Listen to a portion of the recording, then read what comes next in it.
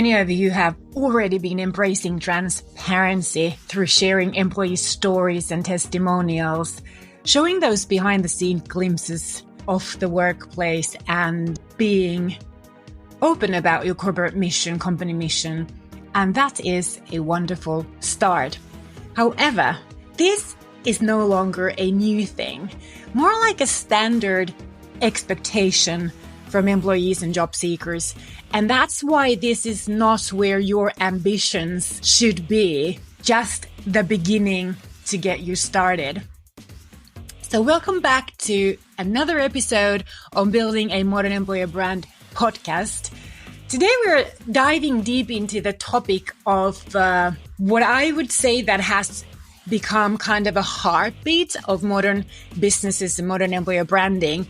And I'm talking about transparency, being genuine and authentic and vulnerable in employer branding.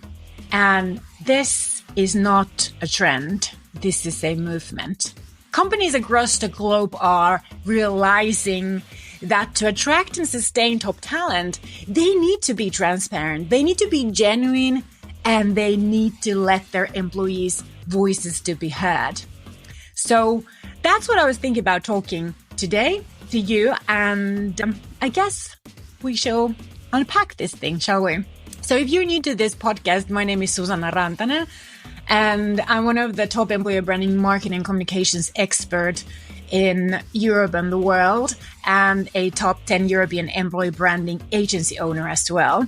And this podcast is for those of you who want to learn how to use branding, marketing, communications for business success as an employer, as a seasoned professional in the area of HR, talent acquisition, career coaching, or employer branding.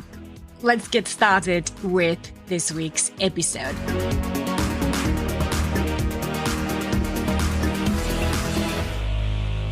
I want to start with what does it mean to embrace authenticity in employer branding? Because it means that we're kind of going deep. We're showcasing the true culture and the values of the organization. We're being vulnerable and humane in our branding efforts. It's about being genuine, being transparent with our existing and future employees about what is it really like to work in this company? What are the real experiences? Not the cherry-picked experiences of working here, but really like thinking that we have a fly on the wall that's recording the authentic everyday life, living the life this employer provides and supports. So that's what I'm talking about. Authentic employer branding doesn't try to paint an unrealistically perfect picture, quite the opposite. Instead, it's more about documenting and presenting, kind of like keeping a diary and showing it to the external world of the honest narrative that is taking place in your organization, because that's what's going to resonate with your current and potential employees. And this is recognizable by your current employees. It's about being human to other human beings. Authenticity also helps to set realistic expectations for candidates, reduce turnover, increase job satisfaction, empower your employees to survive and thrive, and growing this shared commitment to reaching those goals and crossing those hurdles that keep showing up in today's business environment, as we all know. Now, many of you are already embracing transparency through sharing employee stories and testimonials and showing those behind the scenes glimpses of the workplace and being open about the company mission. And I would say that that's a really incredibly wonderful start. But I would emphasize that this is just a start. I need you to be more ambitious about it, because this is no longer a new thing. It is more like a standard expectation from today's employees and job seekers. And that's why you should consider this as merely a starting point, not the goal. When I started my first business and began writing stories like that for my clients, it was already back in 2011. it was then, this is over 10 years ago, that's when it was very new and very ambitious. And that's why it was so super easy to win that job seeker attention and help our clients to reach incredible success in talent acquisition. But that was over 13 years ago. And this level of transparency is just no longer enough. We have to go deeper. We have to be even more authentic and more vulnerable. We have to be more real. This is where most employers, this is where most of your competitors will get scared and choose the easy way out. And that is why this is the blue ocean for you, my friend. Because I know that being part of my tribe, you are not scared to be real. You're not scared to be authentic. You're not scared of empowering your workplace, your hiring managers, your colleagues, your employees to be real and to be authentic, show their vulnerabilities. And that is why your opportunities to win the trust are here. So I want to talk to you a little bit about the evolution of employer branding. I'm not going to go very far. And to be honest, there is not a lot to go. If you didn't know, employer branding is only, roughly 20 years old. And it hasn't been in this format that you know it today of what I'm talking about, not for a very long time, only a few years. But I want to quickly go into exploring how employer branding has evolved, because I think that this is going to help you understand more about the future and why we have to be more ambitious about our activities and decisions and strategic focuses with employer branding. So I want to start by saying that those days are gone, like so far behind that I can't even remember them anymore. And you don't even know anything about them. I believe, especially if you're much younger than I am. So those days where employer branding was a glossy brochure or very scripted testimonials where you kind of put the words into a person's mouth, we're not living those days anymore. We don't want to even remember those days. In today's digital age, potential employees, they seek real stories, like real touchy stories that are going to go under their skin and make them feel something.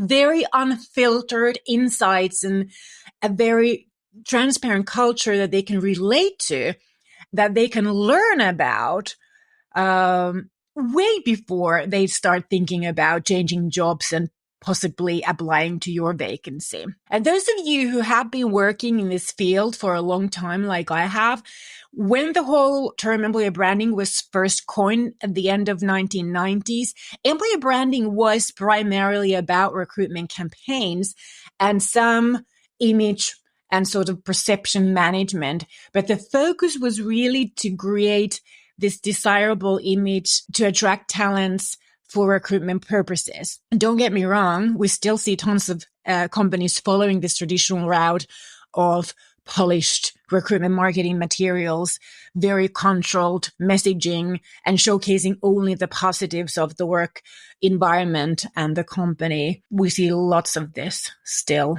today, but that's not ideal, I would say.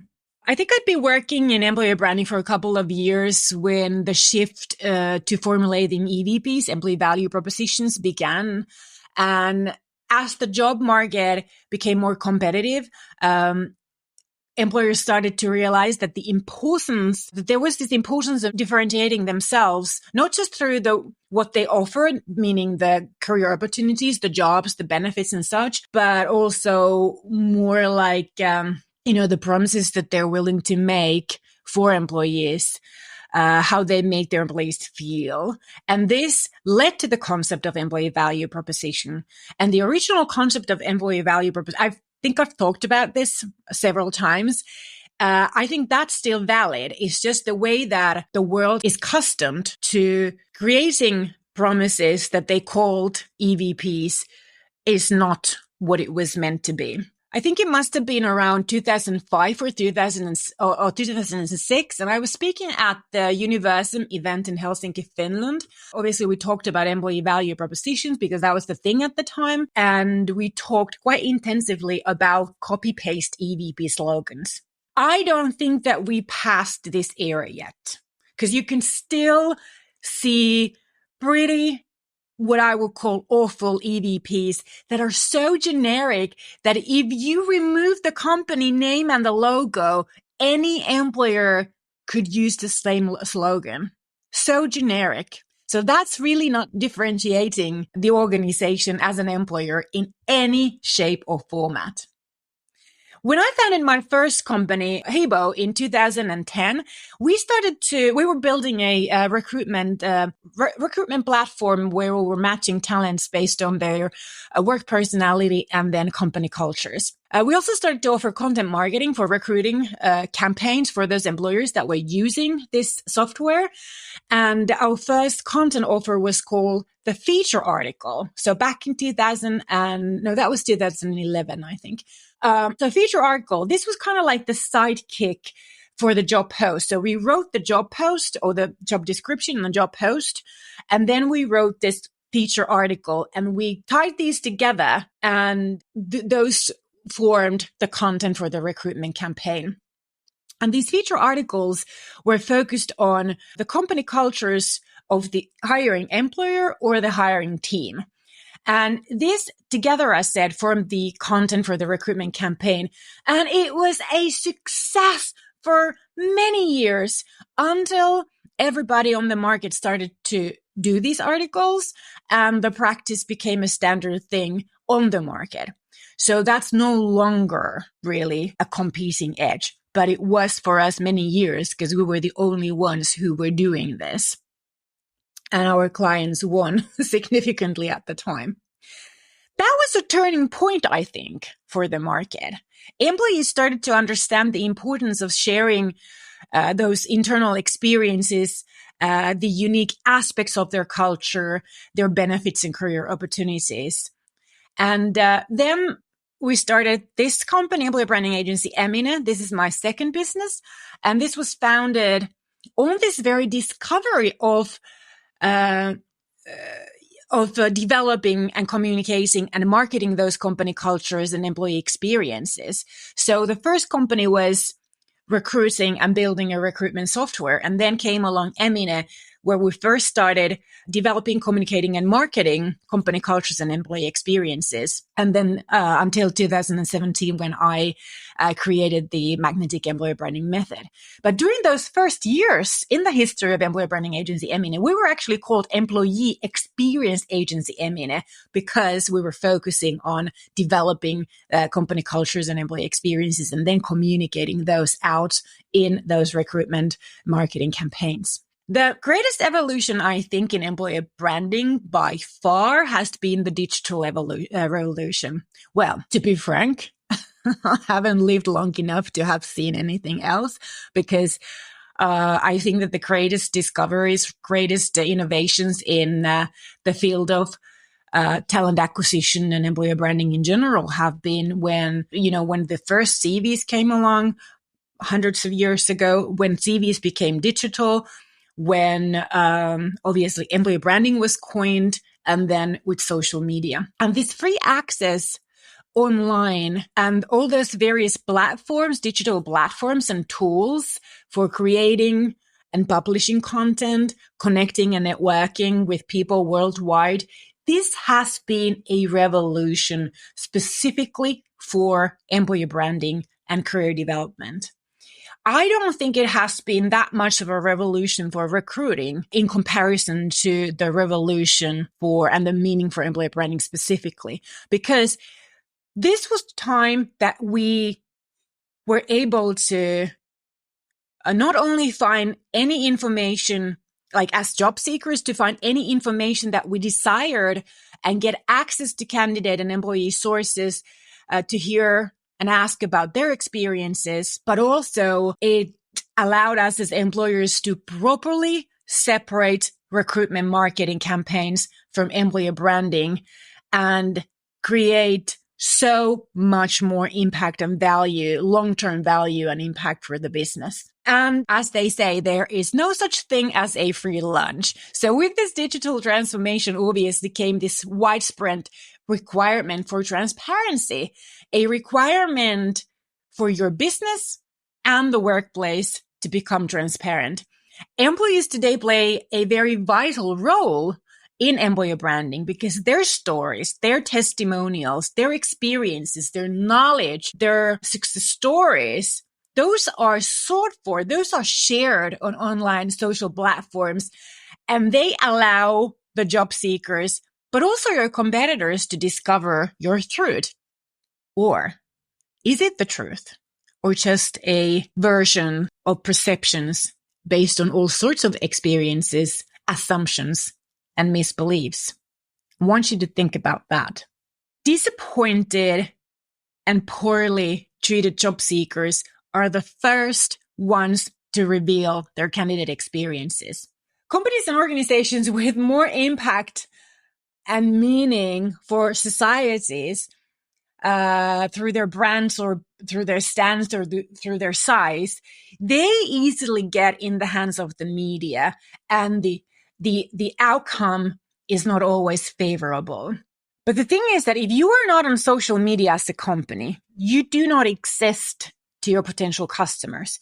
If you are not on social media as an employer, you do not exist to your potential candidates. And you don't want to be online on social media as a company and employer as one thing, unless you are a smaller company, smaller business based on experiences and or expertise and knowledge, like we are, or other information knowledge based employers.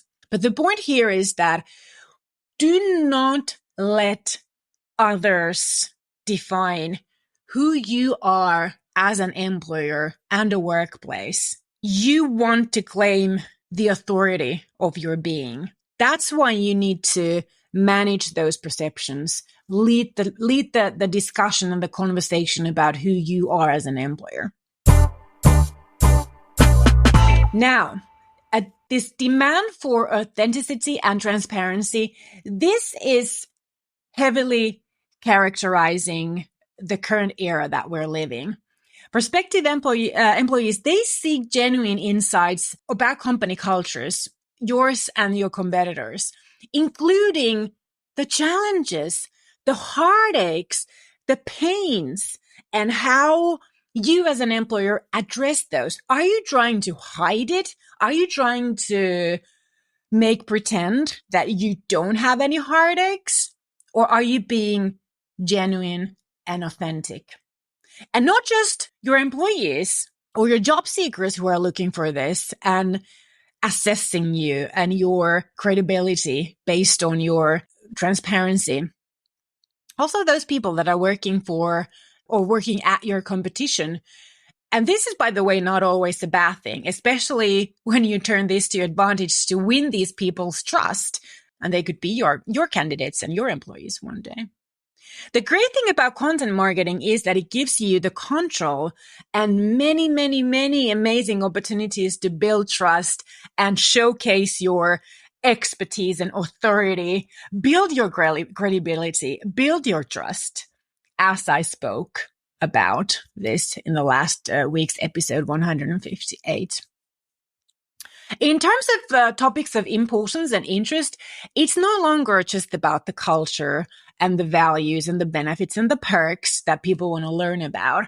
I would say that employer branding now and in the coming future encompasses also your organization's, your company's stance on social issues, diversity, inclusion policies, your opinion about those, your attitude towards those, your values towards those. Also, the environmental impact. It's about presenting a much more holistic view of the organization. And not just what happens during the working hours, but more like as a being. What is your personality? What are your values? What are your morals and ethics and philosophies of life? Who do you hang out with? Like your organization, like your company was the person. And not even just these examples, but also growing emphasis on what do you think about mental health, work-life balance, family values, continuous learning opportunities, navigating in the hybrid world of work that I spoke about in episode 156. And how do you, as an organization, as a business, innovate and vision the future. Now, we all know that the world changes. I mean, we have so much evidence from the past years how the world changes. And employer branding will obviously continue to evolve. As employer branding is the process of building, growing affinity, getting under the skin of your target audience, and building those emotional connections between what your company represents and what is important and relevant for the people in your audience. While the concept of employer brand is unlikely to change, the act of employer branding, I'm saying ding because I want you to, it's an act, it's a verb, it's an active thing. So this act of employer branding will change, even though the concept of employer branding is unlikely to change. It will evolve. The act of employer branding will evolve, obviously, with technology, with consumer behavior, just like we have seen happening during the past 20 to 10 years. Employer branding will also continue to evolve as we get new tools and as we find new ways to connect with our audiences, grow awareness, build affinity, as we learn from insight, from artificial intelligence, as we get access to better data, teaching us what works, what doesn't work with more precision. And the best employer branding strategies today are those that are rooted in reality. They are not firm and permanent. They are flexible and adapt to sort of the journey of your organization, the journey of your business in the years to come. They are unique to your organization. This is important. This is vital. This is critical. Because they are made from authentic ingredients and they invite your audience to your employer brand story. This is with the magnetic employer branding method where I say that talent is the hero. It's about them. It's not about you. Employer branding will continue to showcase experiences, but they are going to be more truthful, more genuine, more vulnerable experiences, like warts and all. It will focus on building a community rather than just the workforce. It will include everyone in the organization's payroll, but also freelancers, subcontractors, and other independently working contractors and partners that your people work with and who experience through your people what your company stands for, how you treat others, what is the experience of collaborating as part of your community. And more than anything, employer branding becomes a communication and engagement process. This is what the magnetic employer branding method is feeding in. It's a process. It's a dialogue or a conversation between humans. No one is interested in hearing what a corporate logo has to announce. This development, I believe you and I both have been able to witness already for some years on social media, where we see that company content from company profiles is gaining much less traction than when the same stuff is posted by employees and individuals. Let me repeat this with me. Human-to-human marketing is becoming increasingly vital and has already multiple times better impact on branding than corporate or business marketing. And what I want to emphasize here is that human-to-human impact is so much less expensive to achieve than what it costs to create the same level of impact as a business or a corporate. So showcasing your empathy and authority, building trust, influencing your audience is where you are expected to go in employer branding, or you will lose. Modern employer branding that this whole podcast is about is a strategic approach. It's not a recruitment campaign at all. It's not based on your organizational needs and requests. It's a consistent communication process, at least weekly, to build a strong, engaged, committed workforce community internally. And at the same time, it grows a relevant audience externally who begin to trust you, learn to see you as a credible and humane employer, start to consider you as an authority worth listening to, worth paying attention to, worth following. Now, I created the magnetic employer branding method as a systematic approach, helping you to create and maintain this consistent communication process and achieve that trust, credibility, authority as an employer. This method gives you a blueprint and a plan to navigate the crucial world of employer branding to create impact that you and your organization can really feel. This accumulates value for the business. It makes retaining and attracting talents so much easier, but also long-term instead of a campaign with a very short time frame for impact. This paves your way to career experiences, your personal career experiences in employer branding that you probably haven't experienced, but I believe are very likely to open you new horizons as an employer branding professional. That is the future of employer branding. Before I leave you and love you, I want you to know that we are planning to launch a certified magnetic employer brand manager program in 2024. And we have this short survey out there for those of you who are enthusiastic about a career in employer branding, and specifically now in modern employer branding, because I'm looking for you that see employer branding the same way that I do and my team at Employer Branding Agency, and obviously would want to become a certified as a proper employer brand manager.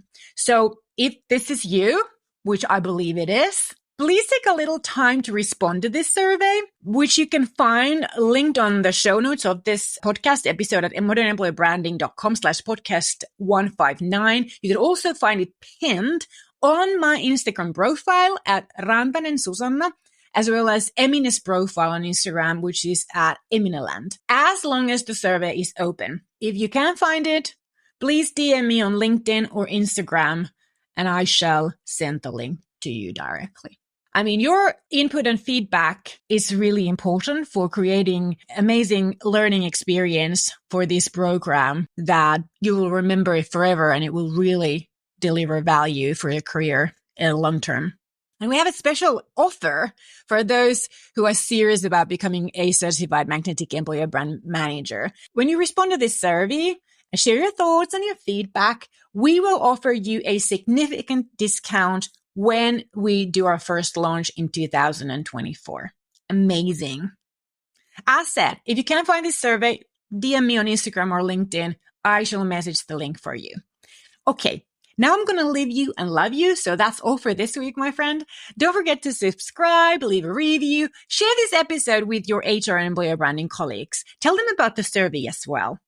Stay tuned for more insightful episodes on mastering employer branding, marketing, and communications in talent acquisition, employer branding, career development, and even as a solopreneur HR professional who wants to get more sales and build your solopreneur brand. My name is Susanna Rantanen. So until next week, moi moi. Thanks for tuning in.